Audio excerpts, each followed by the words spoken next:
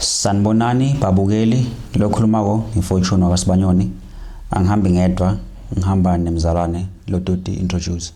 Mina brother akhona kwaNtuli. Okay. Namuhla senda isifumvo number 4 sihloko sithi ubugugu bomusa kaNkuluNkulu. Ngembi kokuthi sicale isifumvo sethu sidoti sigobe emakhanda uma sithandaza. Babotho sezulwini sida ngaphambi kwehlalo sakho sebukhosi Nkosi. Sicela ukuthi ube nathi senda ilesson yethu enamuhla. Sicela ukuthi siside sivisise uvule inhliziyo yethu Nkosi ufake emoya wakho lonqwele ukuthi konke lesikufundzayo kubonakala kuhlala kubonakala kusikhulisa ngokwesimoya sithi futhi sikufundise kulabanye abantu. Konke lokhu sicela egameni lika Jesu Kristu ngiyakhuleka. Amen. Ilivesi lethu lokuvula lifundzeka ngalendlela. O Israel, thou hast destroyed thyself, but in me is thine help. Every ray of light rejected, every warning despised and unheeded, every passion indulged, every transgression of the law of God is a seed sown which yields its unfaithful or unfailing harvest. So lana ke siyathola ukuthi uNkulunkulu ukhuluma nebamfana kumbe nesive sika Israel. Kepha le message lena ayiqini kumbe le mlayito lona awuqini toba mfana baka Israel kuphela. Ngokuba nathi singu Israel wesimoya. uNkulunkulu ukhuluma nathi ukuthi lana sibhujisiwe kepha lisitho lethu likuNkulunkulu. And then isho ukuthi kahle kahle lana lokubhujiswa kumbe letinkinga lesibukane nato leni. Tinkinga lesitilethele tona thina ngokuthiwa lana yonke inhlavu yekhanya lesikuyalile kumbe sonke isixwayiso lesingakasilaleli yonke imvo lethi sesayenda konke kuphula komthetho kaNkulunkulu kufana nembewu lothi lehlanyelwako and futhi siyathi ukuthi njengoba uhlanyela uma uhlanyela kulesi lesi akufani nasengadi ngoba sometimes kuyayendeka ukuthi uhlanyele phansi esihlabathini kepha kungaphumi tithelo kumbe lembewu lengabonakala ithela isithelo leseed. Kepha lana kuthiwa lokho lesikwendako lokho lengicela ukubala kohlala ke njani kuletha umthelo lothidi tithelo tako letithidi sonke isikhathi angathi mekhona lofuna kungetha mzalwane before siqhubeke. Okay. Alright. Sitobonakala singena ku Sunday the days of visitation ngesiZulu ithi izinsuku zokuhanjelwa. Umbuto wokuqala lana uthi yisiphi isixwayiso esifinyelela phansi ekuvalweni komusa na. Ivesi silithola lapha kuHosea 9 verse 7. Lana ku verse kuHosea 9 verse 7 zifunda ithi the days of visitation are come and the days of recompense come. Israel shall know it, the prophet is a fool, the spiritual man is mad for the multitudes of thine iniquity and the great hatred. Amen. Yebo. So lana ichaza isikhathi la kufika izinsuku zokujeziswa or izinsuku ezokujeziswa ezizayo. Ithi ngenxa yokuthi uIsrael izono zakhe ziningi and futhi isixwayiso akasazilaleli.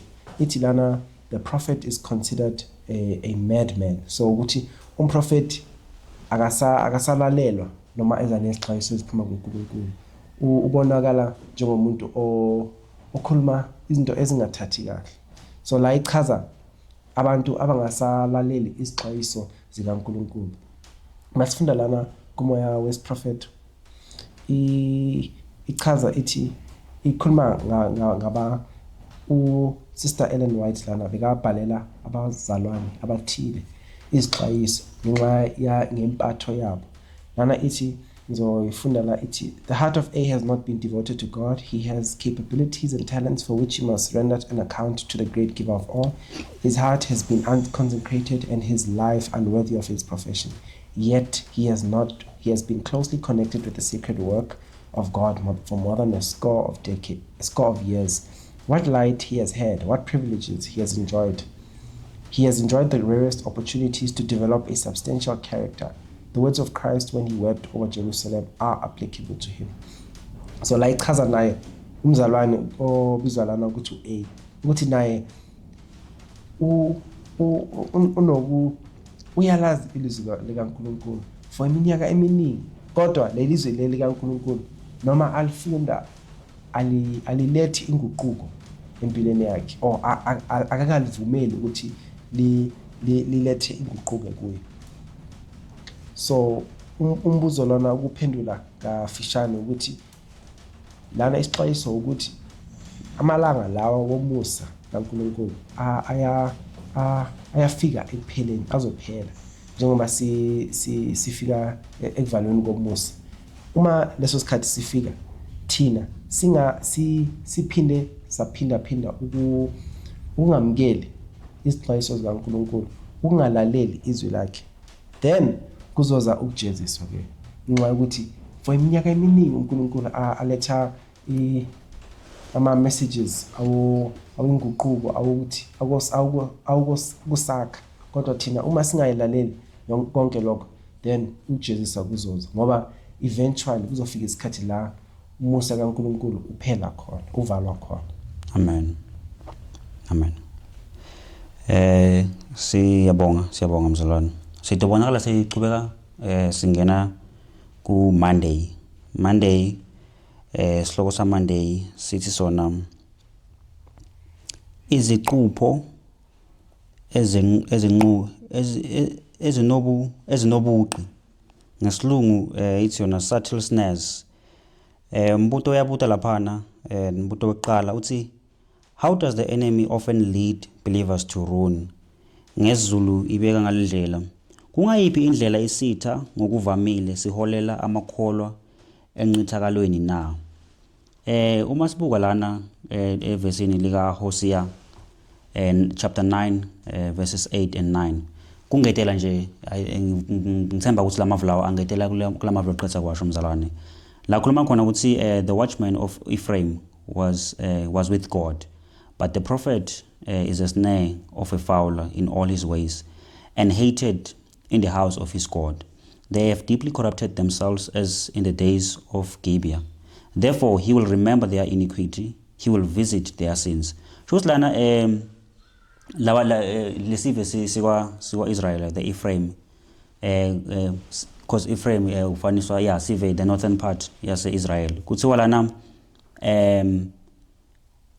labantu laba bebangamlaleli kuNkulunkulu, bebangawalaleli ma-watchmen kumbe ama-prophet bakaNkulunkulu, and kuthiwa lana uNkulunkulu uthi nabatingqolisile ngendlela lemangalisako. Then uthi uNkulunkulu yena utotikhumbula tono tabo, ngeke azathi indlulisi. Kulesikhathi esiphila kuso sinyalo siyabona sinem-prophet uyabhala imibhalo lana lethite, kepha sibonakala singawulandzeli lombhalo lena. And futhi even eBhayibhelini kunaba-prophet basemandulo lebasinike iqwayiso, labanye babhalile iprofeto lesikubonako even kulesikhathi sanyalo, kepha sibonakala senanjani, sibonakala singalaleli mave esixwayiso nesixwayiso ukuthi singayendi indvo lethite. Then kuthiwa lana Sathane kulamavi nje okungeta lana, kuthiwa Sathane usebenzisa abantu labakhohlakele kumbe labangakatinikeli uNkulunkulu ukuthi bahlulele kumbe bajaje tinceku kaNkulunkulu lethamba ngeliqiniso. Kuthiwa lana Sathane usebenzisa labantu laba ukuthi baquestione yonke indvu labayendako lekunceku kaNkulunkulu. Ungayimagine kufanana nesikhathi sa Jesu Kristo baFarisi, ngilenzima libe bayidlala lena. Siyakhumbula ukuthi yonke indvu leJesu Kristo bekathi ayenda, lonke ligama lalikhulumako bafuna kulijaja, babuka ukuthi ukhulume njani, bakuze bakhona ukuthola yini, bakhona ukuthola iliphutha tukwatendo noma tukwamagama aJesu Kristo. And lokho bekubonakala kanjani? Bekubonakala kudlala inzima lethite ukuthi kulimade umsebenzi wenkosi. Even kulesikhathi sanyalo kuyabonakaliswa lokho ukuthi Sathane usebenzisa abantu labathite endlini yenkosi ukuthi alimade umsebenzi wenkosi. And kuthiwa lana uma futhi ngichubeka ngalamavi, kuthiwa lana kuthiwa lana Sathane usebenzisa amandla lamakhulu kakhulu ebatalini. Sometimes batali babonakale bakhuluma kabi labanye abazalwane phambi kwabantu ababo, and lokho kubonakala kutshala inhlanyelo lethite etinhlitweni zabantwana babo, kubonakala kubalimata labantwana laba. Kuthiwa lana labantwana balabantu laba kuthiwa lana labantwana labantu laba labahlala bacomplainako bahlala babonakala bathola amaphutha kulabanye abazalwane babonakala bakhula naleti milo leti njengaleto nabo batabonakala bakhule bacomplain nabo batabonakala bakhula bathola yini bahlala bathola lokhu wrong labanye abazalwane ngaso sonke isikhathi so kufuna sicapheleni bazalwane nabotsatse kuthi yonke into lesiyendako singavimbeli emsebenzini wenkosi ukuthi angabe phambili sonke isikhathi ukhuluma ngakabi ngalomnye umzalwane awathi usilomzalwane loyo uhlangana nabani phambili yabona la ngahle amshumayela ngaleso sikhathi so uma wena somkhulume kabi lomzalwane kubonakala ukuthi sekumoshe isithundi sakhe ukuthi angeke baze basamlalela noma singabonakala singavisisi ukuthi sizilema kanjani emsebenzini wenkosi kepha asicapheleni silaleleni ba tince ukuthi uNkulunkulu uma tisikhuda and then lana mbuto wesithuna futhi uyabuta ukuthi bekuyini imbangela yaloku kuwa kwesimoya kwaIsrael so ukuthi Israel nabonakala awa ngekwesimoya and then uyabuta mbuto ukuthi bekuyini imbangela yaloko then siyathola ke lapha na ukuthi imbangela yaloko ukuthi Israel wabonakala busiswa bekabusisekile uNkulunkulu bekambusiseke kakhulu Israel then kuthiwa lana Israel wathi nasakabusisiwe sona wakhohlwa uNkulunkulu wakhe kuyenteka kuthiwa lana abazalwane nabotsatse uma uthi siyabusiswa leti busiso taNkulunkulu tingaqini kithi kuphela mati ndlulele nakulabanye abantu so Israel wabonakala into njalo wabonakala athi hlukanisa nalatinye tive enjoy tibusiso taNkulunkulu ayedwana then lokho kwabonakala kuba wisa ngokwesimoya ngoba bazalwana nabotsatse asikhumbuleni inhloso yethu kumbe inhloso yethu ukuthi wayisibeke sibela emhlabeni ukuthi silandzele uNkulunkulu siphindze futhi siholele labanye abantu ukuthi bete endlini yenkosi so noma ngabe yini lesinayo kungaba diphiwo ma-talents kungaba yini tibusiso kungaba impilo yonke into leNkulunkulu asinike yona kufuna sisebenziseni ekuhambiseni umsebenzi wenkosi ekuletheni bantfu endlini yenkosi otherwise to lokho sitobonakala siwa ngekwesimmoya uma singayendi njalo amen angathi umbe khona lokho kufanele ngenda mzalwane alright sitobonakala singena lapha ku Tuesday Tuesday uthi yena sihloko sakhona ngifuna ukusifundza ngesizulu sithi sona ukuthanjiswa komhlabathi umbuto weqala kuncenga kuni uNkulunkulu akwenza kubantu bakhe abanesimoya esingavumelani na so lana sibona isimo sesimoya sabantwana bakwaIsrael lana sethu sifaniswa nomhlabathi umhlabathi uma uhleli ungatshalwa kuwo then umhlabathi lo angeke ube nezithelo ungohlala unjalo kodwa so ukuncenga lokho uNkulunkulu ayisicelo uNkulunkulu asilethayo ukuthi sitshale kulomhlabathi ngingathanda ukufunda ivesi kuHosea 10 and verse 12 ithi sow to yourselves in righteousness reap in mercy break up your fallow ground for it is time to seek the Lord till he come and rain righteousness upon you so la uNkulunkulu uthi zitshaleleni so uyasincenga lana ukuthi siqale nomsebenzi lo uma ukuthi soloko kuhlala isikhathi eside singawenzi lo msebenzi la ku James 4 verse 8 ithi draw nigh to God and he will draw nigh to you cleanse your hands ye sinners and purify your hearts ye double-minded so nalala futhi isinxuso ukuthi sisondele kuNkulunkulu naye uzosondela kithi ngathanda ukufunda kuMoses prophetho kwi sentence yes3 ithi but the work must be done the soil is stubborn but the fallow ground must be broken up the seeds of righteousness must be sown pause not teachers beloved by God as though doubtful whether to prosecute a labor which will grow as performed fail not neither be discouraged that they that sow in tears shall reap in joy. Remember that you cannot trust in self. So lana ngokufishane kubantu abanesimoya esingavumelani uNkulunkulu siyanxuswa lana uNkulunkulu uyasinxusa lana ukuthi siguquke ngokuzithoba futhi sifune ukubuyelana naye uNkulunkulu, njengoba asithembisa ukuthi uma sisondela kuyo naye uzosondela kuye. Lokho futhi sikwenza ngokuthi singazethembi thina, futhi sitshale ngokuthembekile. Lokho kusho ukuthi sifunde izwi likaNkulunkulu, sikhuleke ngokwethembekile, futhi sincike kumandla akhe lawo angasinikeza wona. Bese ke imiphumela isivuno sizoba khona. Amen. And futhi lana ke le mavi nje kungeta lapho uqetha kusho khona mzalwane. Siyathola la ukuthi umhlabathi unjani? Umhlabathi uqinile. Kepha imbewu kufuna itshalwe njalo. Futhi kahle lana singaqabanga ukuthi sizohlangana bayitana netimo letilula. Uma sihambisa umsebenzi wenkosi kumbe even kwathina ukuthi sichinje isimilo sethu.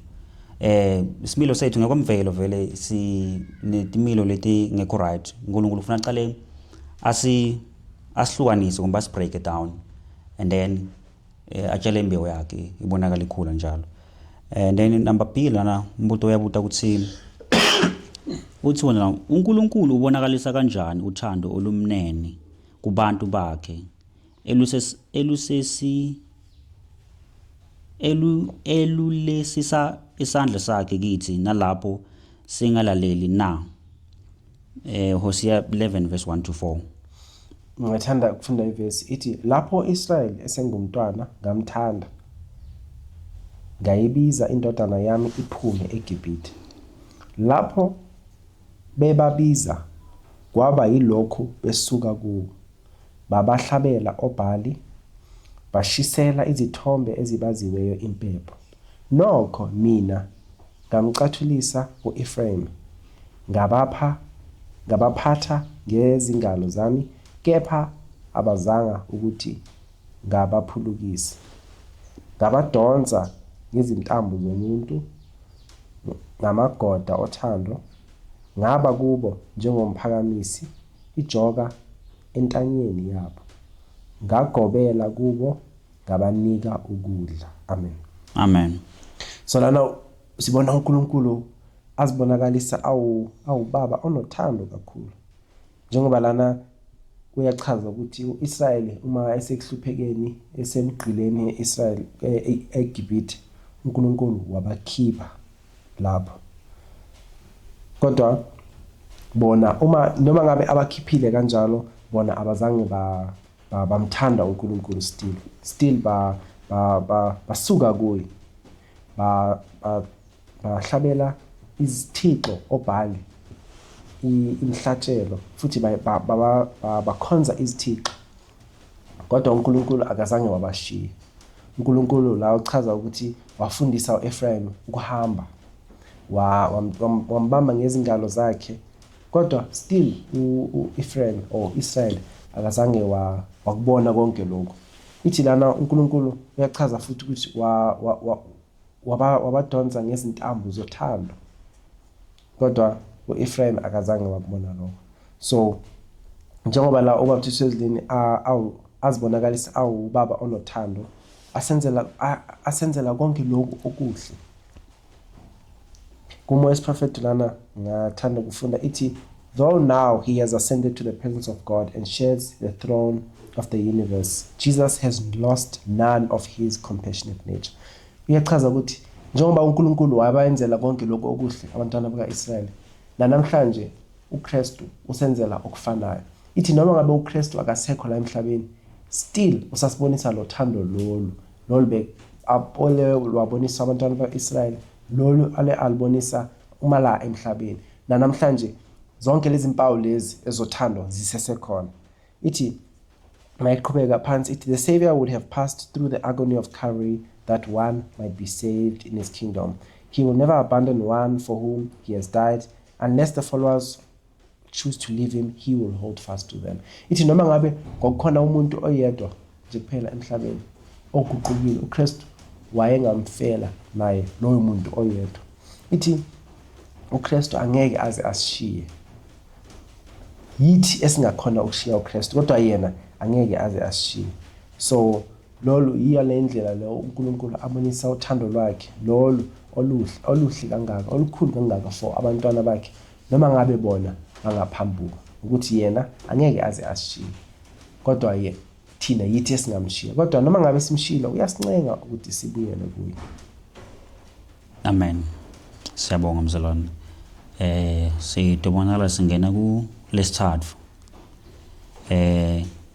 Sihloko sakhona sithi a little more time.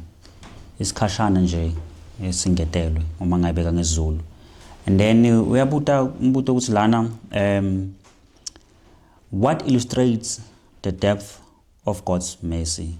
Kweni lokukhombisa ukujula komusa wenkosi. Laphana sinikwe amavesi verse lokuqala Hosea 11 verse 7 to 9 lesibili Luke 13 verse 6 to 9. Luke 13 verse 6 to 9 ufunzeka ngalendlela. Uthi yena wayesebalandisa lo mfanekiso ukuthi umuntu othile waye nomkhiwane utshalwe esivinini sakhe weza efuna isithelo kuwo akasifumananga wayesethi kuso isisebenzi sesivini bheka seyiminyaka emithathu ngiza ngifuna isithelo kulomkhiwane ngingasifumani wonqume yini ukuba uyone futhi inhlabathi sona saphendula sathi kuye Nkosi uyeke nangalomnyaka ngize ngivukuze inhlabathi emaqeleni awo ngiwuthelele umquba mhlawumbe ungaze uthele ngozayo kepha uma kungenjalo wonquma sho ukuthi lana sithola imfanekiso lana kukhulunywa khona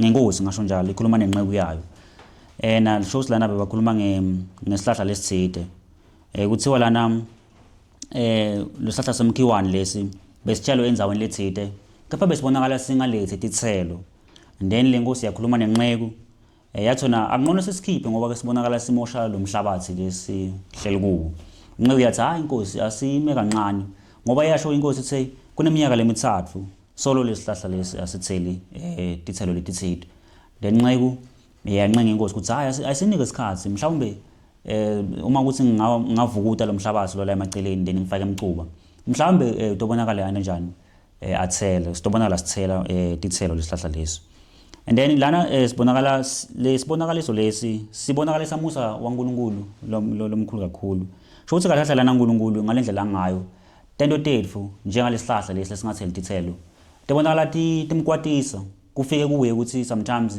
yabonakala sisusa kumbe asiphanishe but ke uma sikhumbula lana ubudlelwane baNkulunkulu naJesu Kristu uNkulunkulu sometimes uthi afuna ukusibhubhisa Jesu Kristu asixolisele ngokuba nguyelo semkhatheni kwethu naNkulunkulu so lana bo uNkulunkulu the Father the Son babonakala bakhombisa umusa lomkhulu kakithi lana ukuthi even if singatheli tithelo babonakala basinika isikhathi lesidlulele kule kufanele basinike sona ene abaqinga ukuthi uma ubuka lo lesifanekiso lana lenceku lena ayithi tukwenkosi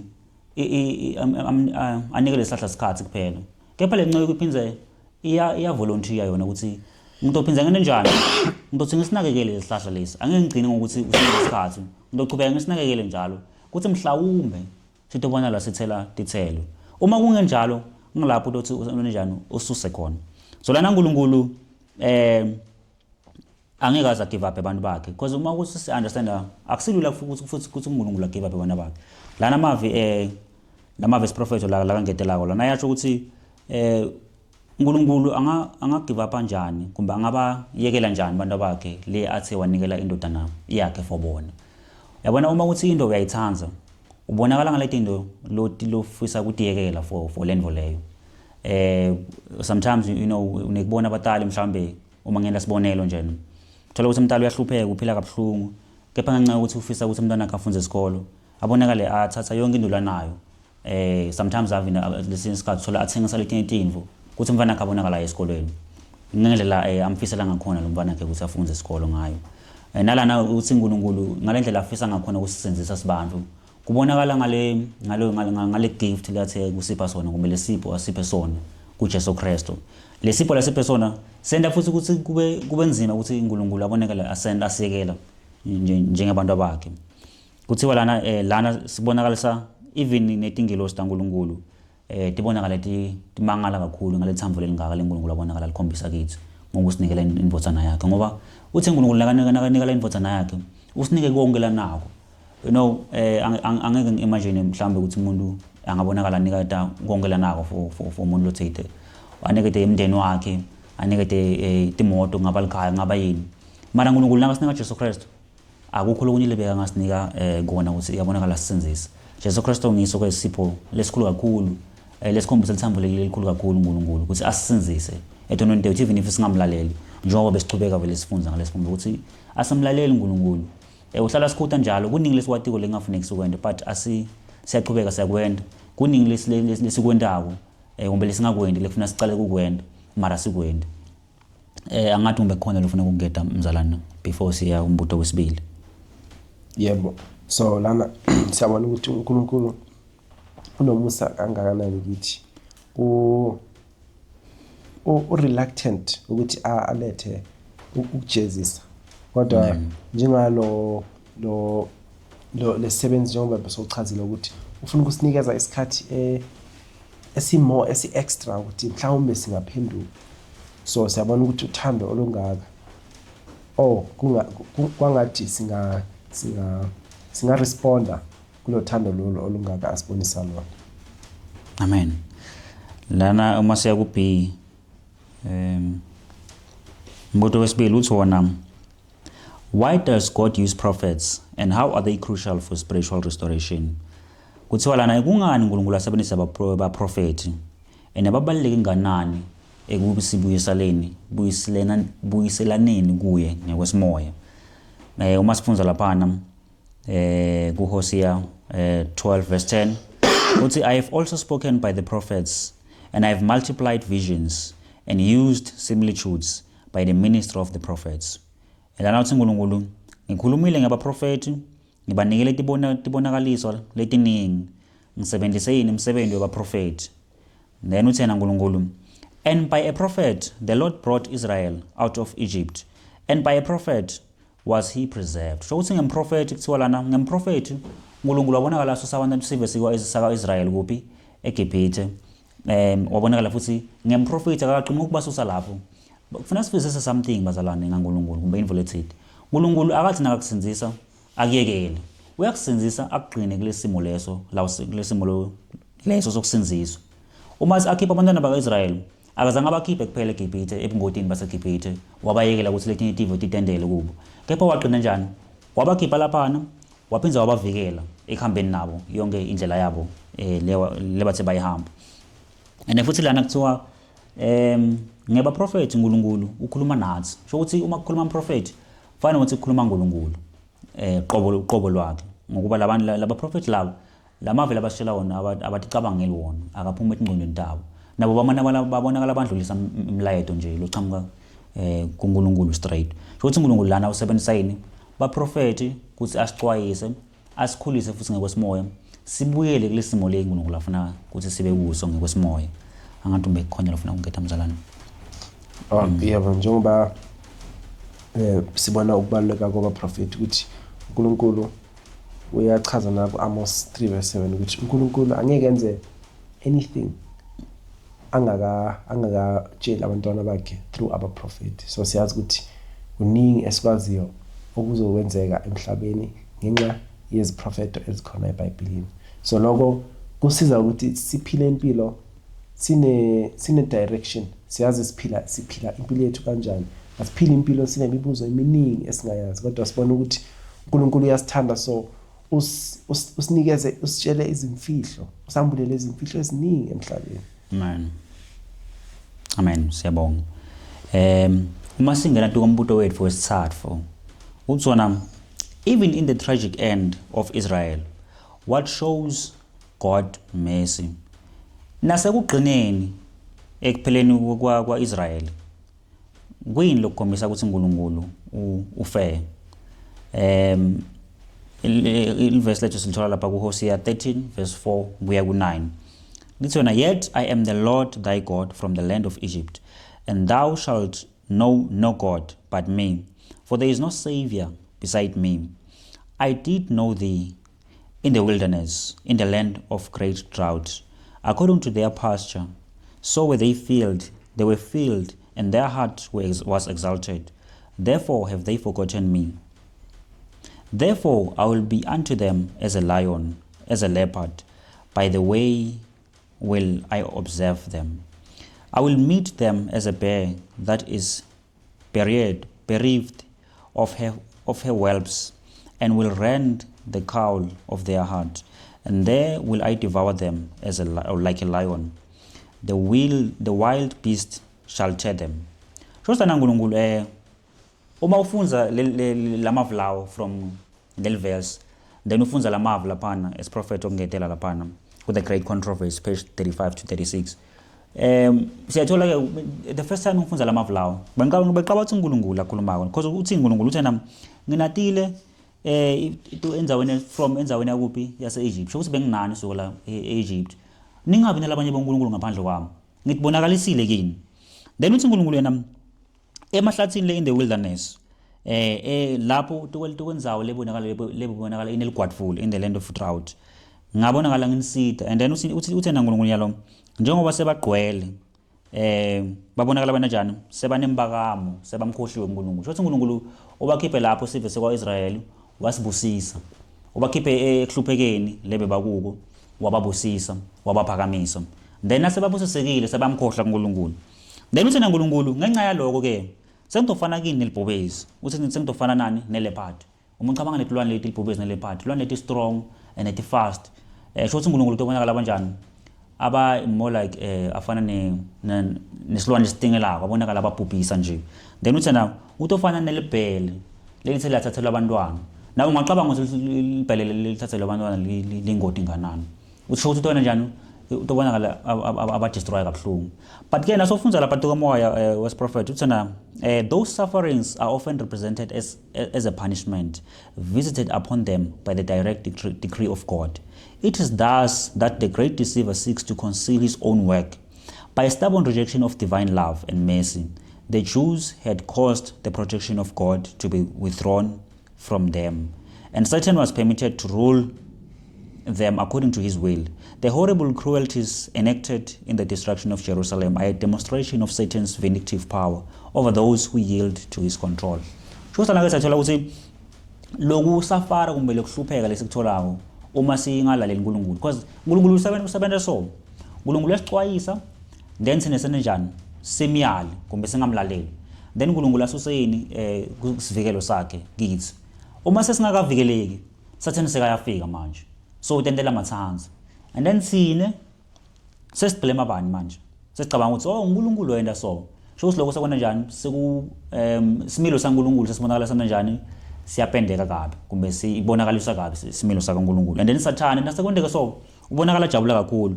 Kuthiwa lana ngisathane lo kuyabonakalisa ukuthi bubi lobungayendeka etimpilweni tethu kumbe esiveni bungakanani uma singanayo uNkulunkulu.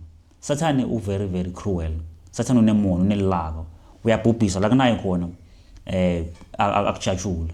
And then ujabula kakhulu futhi uma atowende leti info leti aqedza lapho iblaming ayide kuye iswe kubani, iswe kuNkulunkulu. So ngilendlela ngivisisa ngakhona lana ngifunzile kuthi kahle ngisathana la leti leti, but uNkulunkulu lapha kuleli verse ukhulume kwangathi ngoyela tobonaka laba bhubhisa, but uNkulunkulu sethola ukuthi unelithambo, uNkulunkulu nguyela sinakekelayo, nguyela sinika yini impilo. But Sathane inhloso yakhe ukuthi ayende lokuhlukile kunaloko. uNkulunkulu into la yendawo nje kuphela ukuthi asuse isivikelo sakhe kumbe protection yakhe, then Sathane atendele amathanzi. Angathi mekhona lofuna ukungeta mzalwane. Okay, sito bonakala siya lapha ku Thursday. Sihloko sa Thursday ufuna ukusifunza ngesiZulu. Sithi sona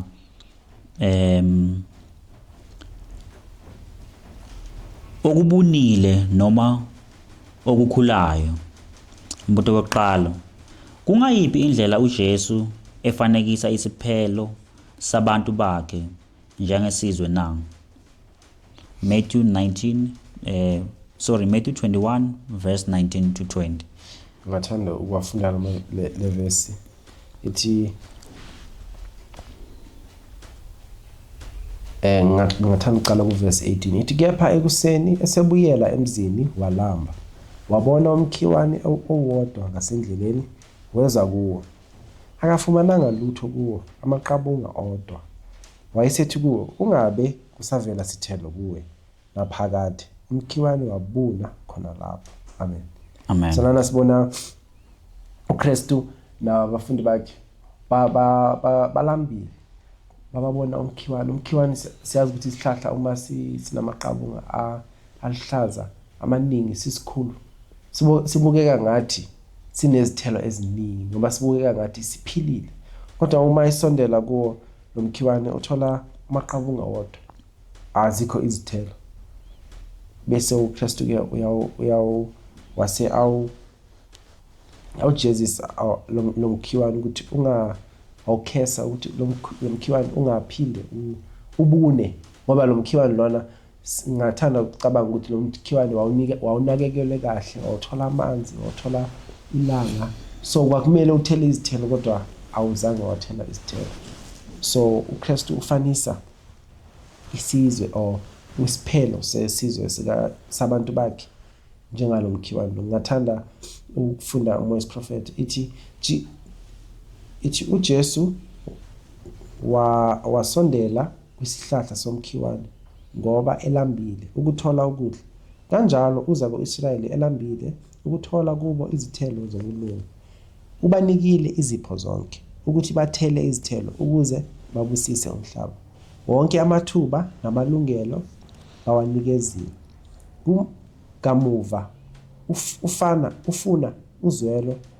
kamuva ufuna uzwelo labo nokusizana nabo emsebenzini wakhe womusa ufisa ukubona kubo ukuzidela nozwelo ukushisekela uNkulunkulu nokulangazelela komphefumulo ngensindiso yabangani babo amen Amen. so lana sibona uKristu uNkulunkulu nakubantu bakhe ubanikeze izipho eziningi umusa omningi ukuze babe isibusiso or bathele izithelo babe isibusiso kwabanye abantu ufuna babonise uzwelo uthando lwakhe kwabanye abantu abaphila naye emhlabeni kodwa abazange bathela lezo zithelo lezi masifunda kuMoses prophet mayiqhubeka ithi sibona ukuthi uKristu ubanikizile konke lokho ukuze bathele izithelo kodwa bona baye benzani ithi kodwa ukuthanda uNkulunkulu nabantu kwasithwa ukuzigabisa nokweneliseka baletha ukonakala phezukwabo ngokwenqaba ukusebenzela abanye abagcini beqiniso lelo uNkulunkulu alibeke kubo abagcini iqiniso lelo uNkulunkulu alibeke kubo abalilethanga emhlabeni isihlahla esingatheli isithelo bangafunda kokubili isono sabo nesijeziso amen so siyabona ukuthi labantu labo uNkulunkulu abanikeze konke abazange babuyisa kuye abazange bathela izithelo lezi azifunile yena so kule sihlahla lesi somkhiwane singafunda ukuthi umphumela wabo kuye kwaba yini umphumela wabo baye bajeziswa and then futhi kwafuna ukuthi babune or bangasabi khona so leso isixwayiso esiza kithi namhlanje ukuthi njengoba kulanga elidlulile Wednesday sesabona umsebenzi athi cha nikeza lesihlahla lesi elinye ithuba ithi ngisinakekele lesihlahla lesi mhlawumbe singathela futhi siyabona ukuthi lesihlahla lesi uma singatheli then umnini inkosi izovela isijezisa isiqalekise lesihlahla lesi ukuthi singasatheli at all so kuba isiphelo esibhlungu kakhulu leso Amen. si ku B Yeah. ithi kungayiphi indlela incwadi kaHosea ivala ngokucindezela ithemba likaNkulunkulu ukwelapha nombizo ukuhlakanipha na.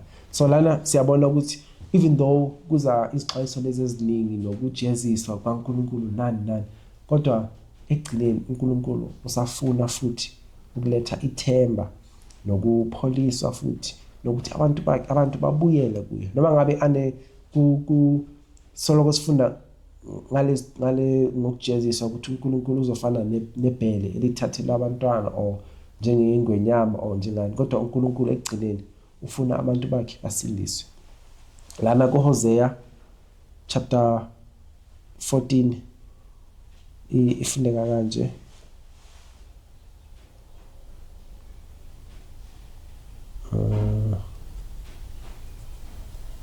Ngizofunda ngesilungu ithi, I will heal their backsliding, I will love them freely, for mine anger is turned away from him. I will be as the Jew unto Israel, he shall grow up as the lily and cast forth his roots as Lebanon. 14 verse 8 and 9. Ephraim shall say, what have I to do with any more with idols? I've heard him and observed him. I am like a green fir tree. From me is fruit found. Who is wise, and he shall understand these things? Prudent, and he shall know them. For the ways of the Lord are right, and the just walk in them, but the transgressors shall fall. Amen. Amen. Ngathanda lana ithi ukufunda lana ithi uMoses prophet ithi isitshalo siyakhula ngokwamukela lokho uNkulunkulu akulungiselele ukugcina ukuphila kwaso. Kanjalo uNkulunkulu kwesimoya utholakala ngokusizana nezithunywa ezingcwele. Lapho isitshalo sithola impande yaso emhlabathini, kanjalo nathi kufanele sithole impande kuKristu. Lapho isitshalo sithola ukukhanya kwelanga, amazolo nemvula, kanjalo nathi kufanele sithole umoya ongcwele. Uma izinhliziyo zethu zihleli kuKristu, uzoza kithi njengemvula. Imvula yamuva neyokuqala emhlabeni. Kuya kuphuma ilanga lokulunga, liphumele phezulu kwethu, linokuphilisa emaphikweni alo. Uyakukhula njengeminduze, baza kuphila njengamabele, bakhahlele njengomvini. Amen. Amen. So lana kuza isithembiso esihle kakhulu ukuthi uma sishiya izono zethu, uma siguquka siphenduka, uNkulunkulu la kuncwadi kaHosea uzoletha isithembiso esihle kakhulu ukuthi uzopholisa konke futhi uzosamkela ngokukhululekile, ngoba ukuthukuthela kwakhe kuzabe kuphelile uma sibuyela kuye. Ithi uNkulunkulu njengoba lana abantu bakaNkulunkulu bachazwa njengesihlahla, ithi lesihlahla lesi sizothola amazolo, sizothola ilanga, bese kuHosea lana ithi isihlahla lesi sizokhula kakhulu, silethe izithelo ezihle kakhulu. So nathi sizokhula bese sibonakalisa le impawu lezi uNkulunkulu wayefuna koqala ukuthi sizibonakalise. So lana sibona uthando olukhulu kakhulu kaNkulunkulu, nokubekezela okukhulu kaNkulunkulu, nomusa omkhulu kaNkulunkulu. So ngathi uma sifunda onke lamazwi lawo angathinta inhliziyo zethu ukuthi sisabele kulobizo lolu uNkulunkulu asinikeza wona, ukuthi noma ngabe mhlawumbe bese sizithola silo mkhiwane oqalekisiwe, kodwa uma sibuyela kuNkulunkulu singakhona ukuthi sithele izithelo eziningi. Amen. Amen. Ngithanza lamavi lapha kuHosea 14 verse 4. Isilona, I will heal their backsliding, I will love them freely, for mine anger is turned away from him. Shoslana bazalwane ke singake sifile noma siyitive ngathi ndlulele emseni wenkosi. Noma ngabe sitive ngathi sidonje letinganani, kwangathi singabonakala sikhumbula ukuthi uNkulunkulu unelithambo, uhlala asicolela ngaso sonke isikhathi. Uma sithi akuye ngemoya wokuphenduka kweliqiniso, kwangathi singabonakala because sometimes iyayendeka ukuthi sitive ngathi sibone kakhulu. Sathani wenda sono, ukwenda ukuthi wende sono, then aqhaza kutshela ukuthi hayi so wende kakhulu, even if ungabuyela kuNkulunkulu angeke asakuxolela. Kepha singavumeli sithi sesiyenga, sikhumbule ukuthi sikhonza uNkulunkulu onelithambo, lohlala axolelaka ngaso sonke isikhathi. Amen. Amen. All right, kulesikhathi sanyalo sidobonakala sivala ilesson yethu ngemthandazo uma sigoba amakhanda sicela umzalwane asithandazele. Sizothandaza abathisi ezilini sawubonga lamazwi lawo siwafundile lawa aletha asixwayisayo ngezijeziso lezi esiza kithi uma singaguquki, kodwa futhi nalawo aletha futhi ithemba elikhulu ukuthi uma siphenduka sibuyela kuwe uzosamukela ngokukhululekile futhi uzosinakekela, sikhona ukuthela izithelo, sikhona ukubonisa izimpawu lezi ofuna sizibonise emhlabeni, sibe ukukhanya kwezwe. Sicela ukuthi lamazwi lawo ahlale engqondweni zethu nasey'nhliziyweni zethu, sihlale siwakhumbula ngaso sonke isikhathi. Konke lokhu sicela sikubonga futhi ngegama likaJesu Kristu. Amen. Amen. Siyabonga ukuthi nibe nathi kuze kufike lesikhathi sanyalo. Sitawuphinde futhi sibonane kulesifundo lesilandzelako, which is lesson number 5. Lokhuluma isihloko sakhe sithi Joel, a consecrated messenger. Amen. Amen.